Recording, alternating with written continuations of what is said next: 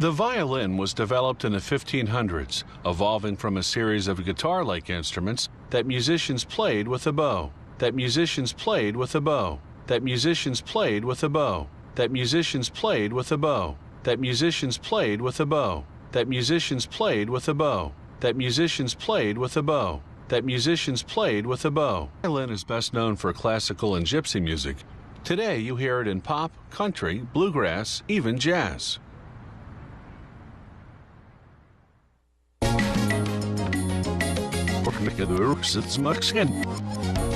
First, they cut a piece of maple. Then split it in half to expose the grain in mirror image. They melt down glue flakes made from animal hide, then bond the pieces together. Violin makers only use nails or screws, never glue. These pieces of wood will form the back of the violin. After 4 hours, the glue is dry and they can remove the clamps. Using a small plane, they even out the surface. Then they trace the violin's shape and cut it out. Then they trace the violin's shape and cut it out. Then they trace the violin's shape and cut it out. Then they trace the violin's shape and cut it out. They shave the surface, sculpting a downward slope from the middle, using an even smaller plane, using an even smaller plane, using an even smaller plane, using an even smaller plane, using an even smaller plane.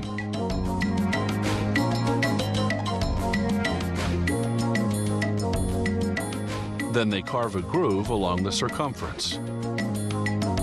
After dabbing it with glue, they insert what's known as purfling, a reinforcement made from a thin strip of hard wood, usually maple. Finally, they carve the reverse side to the right form and thickness. Next, they make the sides of the violin, known as the ribs. First, they soak thin strips of maple or sycamore and press them against a heated bending iron to curve them. Then they glue the strips around a form, connecting them at the top and bottom and at the corners with small blocks of wood. They clamp everything together and let the glue dry for 4 hours. Next, they glue thin strips of wood called counter ribs onto the edge of the ribs. This enlarges the surface so that it's easier to glue the ribs and the back together. They make the violin's front or belly from a solid piece of spruce. To the underside, they glue a spruce support bar called the bass bar. Sound escapes through the 2 curved slots called F-holes. They cut out and carve the violin's neck and scrolled head from a piece of maple.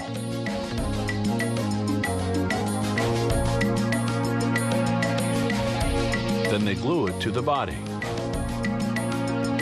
They sculpt the fingerboard from ebony, a hard wood that's durable enough to withstand centuries of violinist fingering. Using a tool called a peg hole reamer, they make holes for the ebony or rosewood pegs around which the strings are wound. They coat the wood with 4 or 5 coats of varnish, depending on the color. Then polish it with several coats of oil over several days until the finish is shiny and silky smooth. Next, they insert the sound post. This little cylinder conducts sound and supports the belly against bowing pressure, so it's critical to position it in precisely the right spot between the belly and the back. It's not glued, but rather wedged into place. The bridge isn't glued either. It's held in place by the pressure of the 4 strings, which they feed through the ebony tailpiece and wind onto the pegs. The bridge has little notches in which the strings sit. The violin is finished. They make the bow from horsehair and a high-quality Brazilian wood called Pernambuco. They bind the hairs at one end with strong sewing thread, then burn them and seal them with wax to prevent fraying. This end goes into the frog, the wooden box at the bottom or heel of the bow. They cover the frog with a mother-of-pearl lining, then slip on a ring made of nickel, silver, or gold to prevent the hairs from tangling. Next comes the screw that controls the tension of the hairs. They comb the hairs to make them parallel, then insert them into the tip of the bow, known as the head. They tighten the screw until the hairs are taut. Finally, they rub on rosin, a sticky pine tree resin that keeps the bow from slipping off the strings.